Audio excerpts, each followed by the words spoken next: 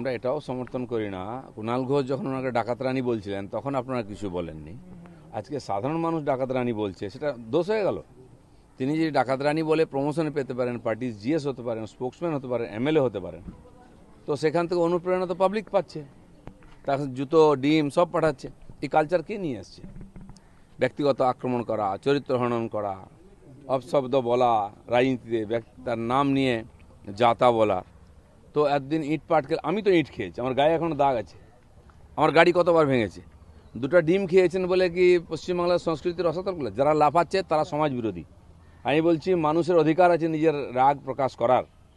Diamond হারবারে আমার দুজন জেলা প্রেসিডেন্টকে তুলে নিয়ে গিয়ে একজনকে শ্রীরামপুরে রাখা হয়েছিল মাসের পর মাস, উকিল, তাকে মারা হয়েছে পুলিশ। একজনকে নিয়ে গেছে হুগলি চুঁচুড়া, রাখা হয়েছে দিনের পর দিন, তাকে টর্চার করার পরে থানা থেকে তাকে জেলে পাঠিয়েছে পুলিশ। একজন লয়ার, সে এখন সেক্রেটারি ওখানকার বারের ডায়মন্ড হারবার, সে এখন এমএলএ হয়েছে ফলতায়, এবং জবাব দিয়ে টিএমসিকে 4 নম্বরে পাঠিয়েছে। এই জিনিসগুলো কে করেছে?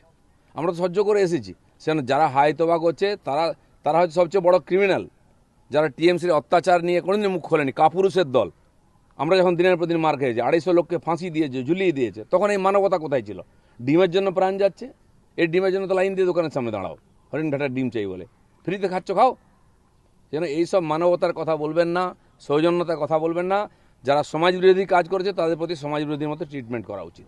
কি হবে ভবিষ্যৎ উনি দেখেছেন? উনার ভবিষ্যৎ কি লেখা আছে? উনি কোন গর্তে পড়বেন, ড্রেনে পড়বেন উনি জানেন? এইসব ডায়লগ মেরে লোককে বিভ্রান্ত করবেন না। আমি তো বলছি পশ্চিমবাংলার মানুষের মধ্যে মানবিকতা যায়নি, তাই ইঁটের বদলে ডিম মারছে। মারা উচিত ইঁট, আমি সমর্থন করবো ইঁট মারলে, কিন্তু মারেননি। কারণ এখানকার মানুষ অনেক ভব্য সভ্য, তাদেরকে এরকম ক্রিমিনাল বানিয়েছে টিএমসি। সেখানে এদের এটা পাওনা ছিল, তার জন্য আইন কানুন আছে, সে দেখবে। ভবিষ্যৎবাণী করাটা কাপুরুষতার লক্ষণ। ভুলবার্তা কী আছে? আমার বাড়িতেও এসছেন শিল্পপতি, কারো বাড়িতে যায় না বলে কি ভাবছে? আমাদের বন্ধু আছে, আমাদের পরিচিত হয়, তাদেরকে কাজ করতে দেয় না এতদিন, ব্যক্তিগত সম্পর্ক আছে। শ্রমিক ভট্টাচার্য আজকে রাজনীতি করছেন না, 40 বছর ধরে করছেন, বহু লোকের সঙ্গে জানাশোনা। তখন আমাদের কাছে আসতো, আমরা কিছু করতে পারতাম না। আমার বাড়িতেও আসছেন, আমার অফিসে আসছেন। আমি যদিও শিল্পমন্ত্রী নই, আজকে এখনই এসছেন, তার রাইস মিল নিয়ে সমস্যা আছে, আমার কাছে এসছেন। এমএসএমইতে যাওয়া উচিত। লোক কার কাছে যে অ্যাভেলেবেল তার কাছে পৌঁছচ্ছে। সরকারের যারা মন্ত্রী, মুখ্যমন্ত্রী, তাদের কাছে অনেক কাজ এখন, সবাই সবার সঙ্গে দেখা করতে পারছে না। যাকে মনে করছে কাজের লোক, সরকারের লোক, তার কাছে কি কথা? এ তো অপরাধ কী আছে? এটা তো ভালো কথা। কেউ যদি বুঝতে ভুল করে সেটা তার বুদ্ধির দোষ, আমাদের কোনো দোষ নেই। শ্রমিক ভট্টাচার্য পার্টির নীতির কথা বলেছেন, ঠিক বলেছেন। আমি যেটা বলছি ঠিক বলছি। যে বুঝতে পারবে না তাকে বোঝাবার দায়িত্ব আমার আছে, আমার কাছে পাঠান। যারা বাড়িতে বসে আছে বউর আঁচলের তলায়, তারা নৈতিকতার কথা বলবে, আর দিলীপ ঘোষ শুনে নেবে যে 10 বছর কাঁটার উপর দিয়ে হেঁটে গেছে, এই মানে অ্যান্টি সোশ্যালদের বিরুদ্ধে লড়াই করেছে। আমাকে যেন কেউ মানবতার কথা না শোনায়। আমি তো আমার কর্মীদেরও ধন্যবাদ দেবো। আজ পর্যন্ত ওরা ইঁট পাটকেল লাঠি নিয়ে দাঁড়ায়নি রাস্তায়। আমাকে তো রোজ দাঁড়ানো হতো, গাড়ি ভাঙা হতো। কতজন বুদ্ধিজীবী তখন রাস্তায় নেমেছিল প্রতিবাদ করতে? ন্যাকার দল।